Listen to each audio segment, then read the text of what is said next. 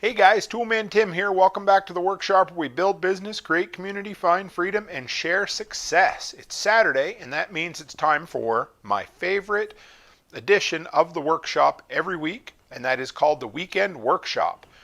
So real quick, this series started on Odyssey, so I'm going to use this platform to support it. But if you haven't checked out the Odyssey platform yet, go by and check out odyssey.com. That's Odyssee.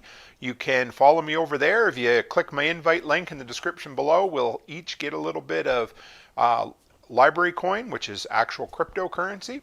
And yeah, just go over. It's a platform that's similar to YouTube, except that there's significantly less censorship and a much more free, creator-centered platform. So go on over there and check that out. The link's in the description below. So, guys, who has noticed the price of lumber? All I've heard from everybody online, in my handyman groups, from fellow creators, what is anybody going to do? The price of lumber has skyrocketed. And it legitimately has. Plywood that I paid $40 for a sheet last summer, $60 at Christmas, is $100 this morning. I just went to check it out. And it's absolutely insane, the price of this lumber. And people are scared. People are crying ultra inflation. They're crying Chicken Little. And we don't know what to do. But we're not negative here. We are going to look for the opportunity in the shitty situation.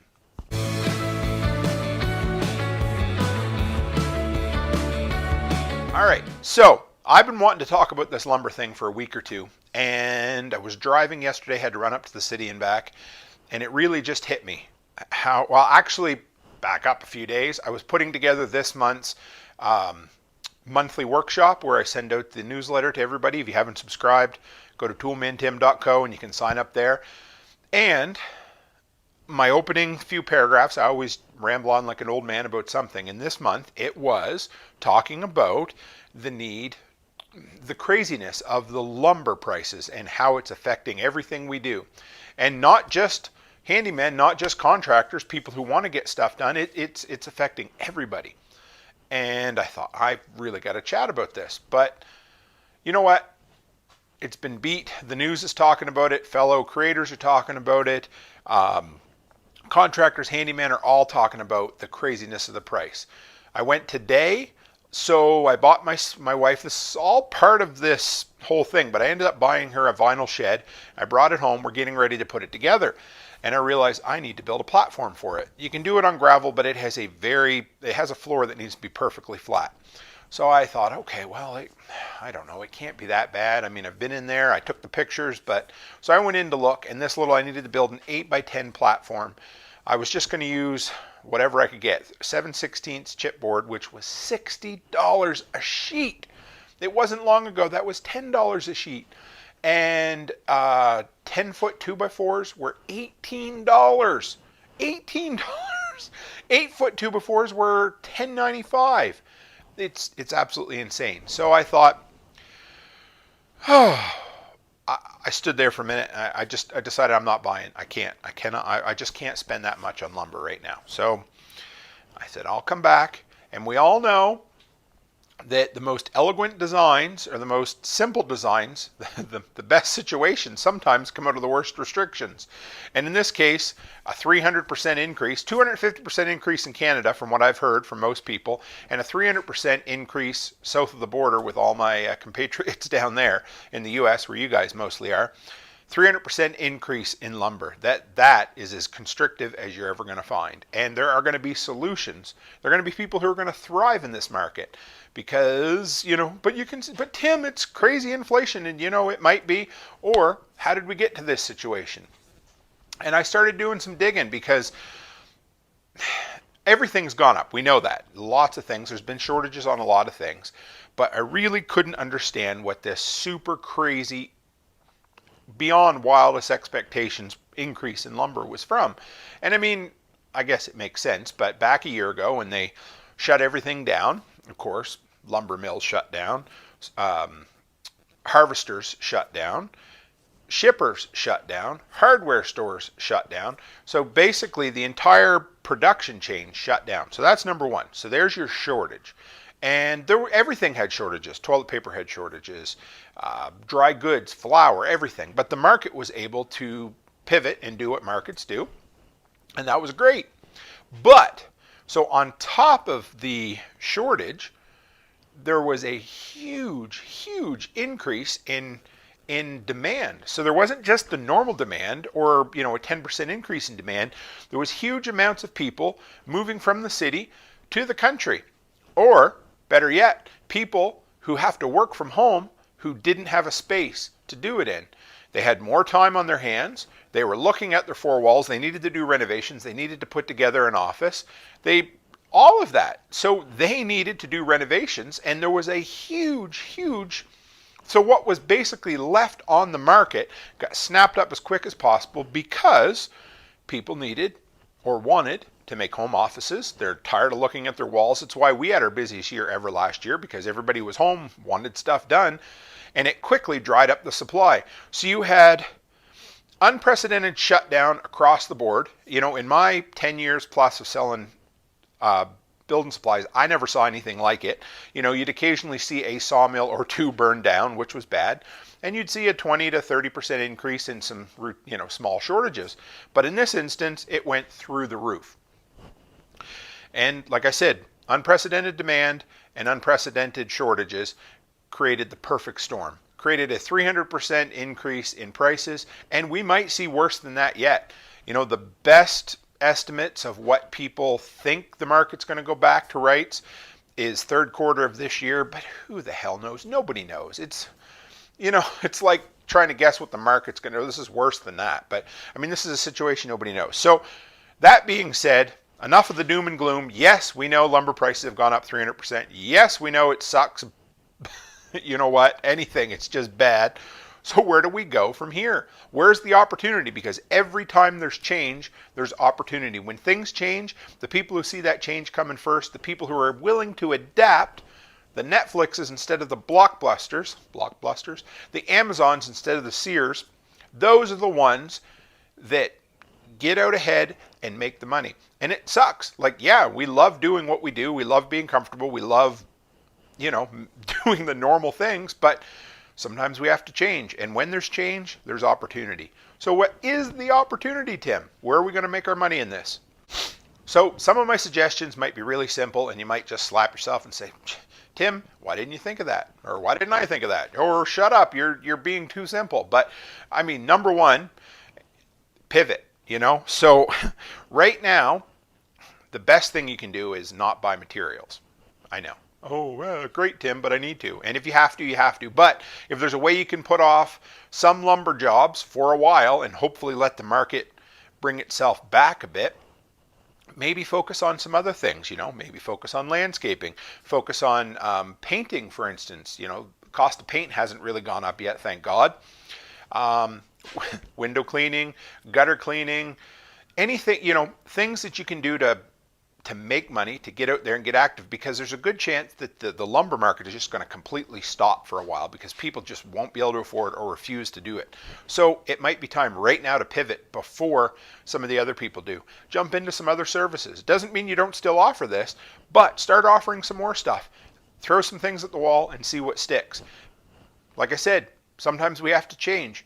Doesn't always have to be permanent, but if you can move yourself over into a new area and start offering some new services, grab that before everyone else does the same thing, and you might just find something you love even more. Or you might find something that'll pay the bills in the meantime until these prices come back down.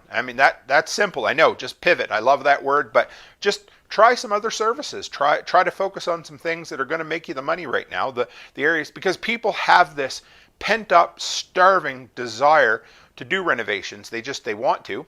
And so try to offer what you can for them. All right, how about alternatives? So case number 2, I've been looking at this heavy duty Lifetime brand shed from Costco for a long time for my wife, because I built her a beautiful wood shed last year, and she said if I bought her a nice, pretty vinyl shed, that I could have the wood one that I built for her, because you can never have enough storage.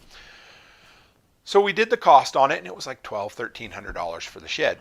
And that, it wasn't cheap, but it wasn't expensive, somewhere in between. And back before the cost of lumber went through the roof, it was still a pretty damn good price. But now, my goodness, now if you go and try to build that same shed, you're probably in the $2,000 range, and that's not including labor. So these sheds are quicker to put together, so you could make a huge brisk business on getting these sheds, reselling them to the customer, put your markup on them, and do an assembled thing. So, you know, build the platform. You can build it out of concrete if you want. Price of that hasn't gone up too much yet, but you know, there's so much you can do. But honestly, looking at other options. So maybe instead of a wood fence, maybe a vinyl fence, maybe a chain link fence. All these other things are going to start sliding up, but you may be able to get enough of that right now to start doing a little more, you know. And these things, you know, learning to pivot, learning to look at the market and change, anybody can do it and make money. It doesn't just have to be handyman. But absolutely look at other options. You know, instead of building a playground set, buy one of those pre-built plastic or wood playground sets that were made 3 years ago and are in boxes, you know. Or how about putting out an ad saying, I'm willing to come, I'm looking to buy sheds. And I know that sounds insane and crazy, but you could be the guy who goes and buys old used sheds from people, bring them up, you know, wrench them up onto a flatbed and deliver them to someone else and make really good coin at that. Because right now you can probably buy an old dilapidated shed way cheaper than you could ever build one for somebody and deliver it. And yeah, it wouldn't be a problem. And then, of course, this is where it all started, the idea that I had. I think there's a huge untapped market right now for salvaged building supplies. For so long, we've just been tearing things down and throwing it off to the landfill. And I think if the right because there are people who do this, there are companies, but it hasn't been cost effective. But right now, if a person wanted to, you could advertise and say, I'm willing to come and tear down old sheds or old barns. You know, just advertise a demolition service and get people that are willing to pay you to come and tear something down, pay you to haul it away, and then salvage all the lumber, and you can resell it, reuse it, and just be a middleman of reselling salvaged lumber. And I think the market, the sky's the limit for that. And again, remember, 12 months ago, you couldn't find sanitizer anywhere. And right now, when you walk through the stores, there's a literal glut of it. The entire market is flooded. They're giving the stuff away as promotions. They got it marked down. So never go too big, but make the money while you can. So if you're going to make these changes, you know, set yourself up so you can go back to where you were, but don't overdo it. Don't overcommit. Don't overextend. But I honestly feel like lumber salvage is an area that could be huge right now. And I can almost bet if you look into it, there's probably government grants, because you would be called waste diversion. You'd be keeping waste and byproduct out of the landfill. And if you did your time, you could probably be getting subsidized by government tax dollars that are, you know, we all know how we feel about taxes, but if the money's there, take it. And I'll bet you if you look into it, if you wanted to start a salvage business, there's probably grants out there that would help you with it. All right, here's another one, and this could be for homesteaders too, but move to alternative and environmentally friendly building materials. So like, what is it, cob houses or whatever, underground houses, aircrete, all of that. And here's the thing. Number one, you could learn a skill that is very underappreciated, and I think there's going to be a market for alternative building supplies right now, because people can't build things they want to with the traditional, and they're going to settle for something different, or they're going to look at different opportunities. So if you already have experience in some of those alternative building supplies and materials, great. If you don't, get out there and start watching some YouTube videos, start learning, start digging into it, start offering the services, maybe build something for yourself. But there's absolutely a ton of alternative specialties that you can get into: building supplies, building materials, construction, whatever you want to call it, buildings, design, styles, the whole works. It's out there. You can do it. And it may be an area of opportunity that is untapped, and may be a really big area that people are going to be looking for. As far as, looking into new products you've never worked with, looking at things you've never done before, you guys have seen how much I love the expanding foam for fence posts, and that is something I turned my nose up at a few years ago. I was like, oh, that's stupid. I have no interest in that whatsoever. And the guy talked me into it, and I walked away. I said, nah, I'm good. And then I finally did it, and it's the best thing I ever did. So, be willing to expand your mind, be willing to try new things, and be willing to save money where you can. Again, in the end, and a lot of this is around waste reclamation and waste diversion, but another thing that people had been doing a while ago, it was kind of a fad, it was something they were into, but is pallet wood. So if you're into making products, it might be worth your time to buy a planer and salvage some pallet wood. I had my brother-in-law make me one of those pallet forks a while back that'll, destroy pallets and save the wood. And anyway, if you're making small type projects, that may be a way to save you a ton of money. And again, you can advertise it as environmentally friendly, waste diversion, sell it to the tree huggers, which, whatever. You sell it to whomever you want at a markup because it's environmentally friendly. But number one, you're saving money, and you're finding a market that's out there. You're finding an existing resource that's out there, because pallets are at every business stacked to the roofs that they can't get rid of. So that might be something too. How about a lumber mill? One of them little tiny ones that hook onto a chainsaw, maybe. Might be a purchase that would be worth, especially if you live in a log area, or even better, say you've got some felled logs already or some standing timber that you might want to cut yourself. Or maybe you've been thinking about pulling the trigger on a big sawmill, and hey, this might be the time. If you could make enough money off this right now, you might be able to just, pay for it in a year. There's opportunity everywhere. Yes, it sucks that lumber's gone up 300%. Do I think it's going to stay there? No. Do I think it's going to go higher? I don't know. Am I pretty much convinced it will come back down? Absolutely. Do I know how long it's going to take? I don't. So, you might be looking at setting yourself up to retire. That would be a great business to run as a lifestyle kind of retirement business. Again, don't go hand sanitizer, balls to the wall crazy, but if you've been thinking about doing it, it may be the time to do it. Now, here's another opportunity, and you might think, Tim, you have absolutely jumped the shark, shit the bed, whatever you want to call it, but this might be your time to raise prices.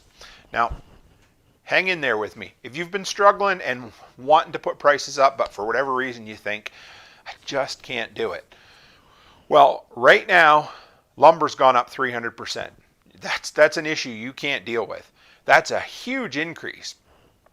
And you might have been worried about putting your labor rate up 10 or 20%. Well, right now is the time to put it up there and bury it in the cost of the new stuff. And I'm not talking about taking advantage of people, but I am talking about making your money. And if you've been struggling with the idea of putting up your rates, but you're worth a little more than what you're making, right now is the time to do it, because anybody who's getting work done now can afford it, number one. They want it, they need to get it done, but really, that extra little 10% or 15% of your rate increase is nothing compared to the price of the lumber. So it may be time to look at that. If you've been struggling with that, and I know I struggle with it for a long time, but sometimes you got to find the opportunity in the big pile of crap, and this may be one of those times you're like, well, it's time to put my rates up. But the people you're going to be working for are going to be people that you want to work for. How about this? Let your customer buy the materials.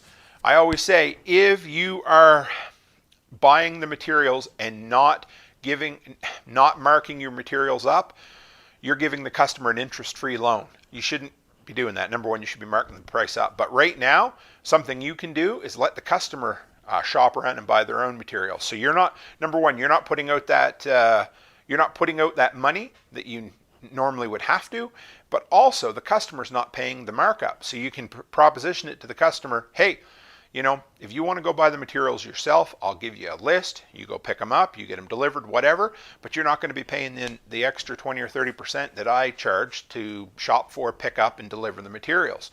So it's a win-win. You're not spending as much money, the customer's saving some money, and it may be able to bring the price down just enough to let people, shop and buy.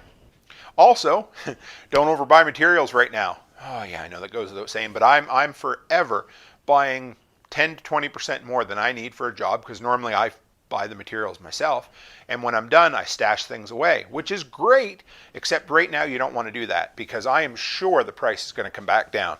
Do your returns, whatever you got left over, return it right away. Get your money back, because if you wait too long and the price goes down, you're not going to get the difference quite often.